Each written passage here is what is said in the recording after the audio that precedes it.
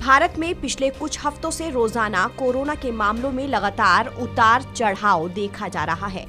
स्वास्थ्य मंत्रालय की रिपोर्ट के मुताबिक पिछले 24 घंटों में 17,000 से ज्यादा मामले सामने आए हैं। इसी के साथ कोरोना के सक्रिय मामलों की संख्या 1 लाख से ज्यादा हो गई है। इस बीच कोरोना की वजह से पिछले 24 घंटे में 23 लोगों की मौतें दर्ज की गई हैं। कोरोना के मामले बढ़ने के साथ ही एक्टिव मरीजों की संख्या में भी तेजी से बढ़ोतरी दर्ज की जा रही है।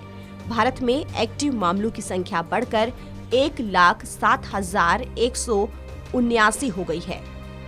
बीते एक दिन पहले कोरोना एक्टिव केसों की संख्या 1,04,555 थी। डराने वाली बात पॉजिटिविटी रेट को लेकर है, जो 3.40% तक पहुंच चुकी है। बता दें कि भारत में अब तक कोरोना की वजह से 5,25,142 लोग मारे जा चुके हैं। इसी के साथ कोरोना के नए मामले सामने आने के बाद देश में कोरोना संक्रमितों की कुल संख्या बढ़कर 4,34,69,234 हो गई है। स्वास्थ्य विभाग की ओर से जारी आंकड़ों के मुताबिक भारत में पिछले 24 घंटों में कोरोना के 17,070 नए केस दर्ज किए गए हैं।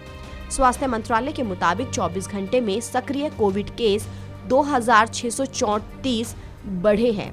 इसी के साथ बीते एक दिन में कोरोना से 14,413 लोग ठीक हुए हैं, जिसके बाद कुल रिकवरी की संख्या 4,28,36,906 है। राहत की बात यह है कि देश में कोरोना के कुल रिकवरी रेट 98.55% हो गया है। स्वास्थ्य मंत्रालय ने कहा है कि सक्रिय मामलों में कुल संक्रमण का 0.24% शामिल है। वहीं देश में कोरोना वैक्सीनेशन प्रक्रिया भी तेजी से चल रही है। बीते 24 घंटे में 11,67,503 लोगों को वैक्सीन की डोज दी गई है, जिसके बाद देश में कुल वैक्सीनेशन का आंकड़ा 197,74,71,041 हो गया है। कोरोना के मामले जिन राज्यों में सबसे ज्यादा सामने आ रहे हैं, उनमें महाराष्ट्र टॉप पर है। महाराष्ट्र में गुरुवार को कोरोना के 3,640 नए मामले सामने आने के साथ ही 3 मरीजों की मौत हो गई। वहीं तमिलनाडु में गुरुवार को कोरोना के 2,069 मामले सामने आए। तमिलनाडु की तरह पश्चिम बंगाल में भी कोरोना के मामलों में भारी बढ़ोतरी दर्ज की गई। वहीं देश की राजधानी दिल्ली में कोरोना के मामलों में गिरावट देखने को मिल रही है, लेकिन इस वायरस से सतर्क रहने की जरूरत है। कोरोना की मौजूदा स्थिति को देखते हुए स्वास्थ्य मंत्रालय अलर्ट मोड पर है। लगातार स्थिति की निगरानी की जा रही है।